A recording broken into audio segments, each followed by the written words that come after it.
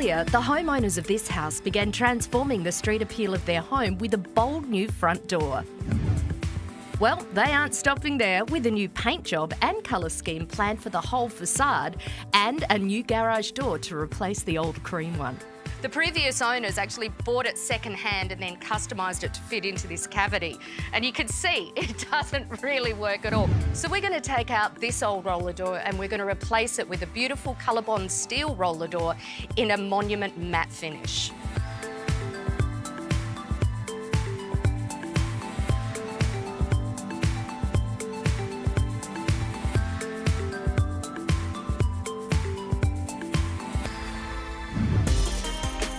Oh my gosh, what an amazing transformation. Seriously, not just in form and function, but also in aesthetics and beauty. I mean, just have a look at it. This ColourBond steel matte finish is beautiful, and this monument colour has actually been really quite influential on the homeowner.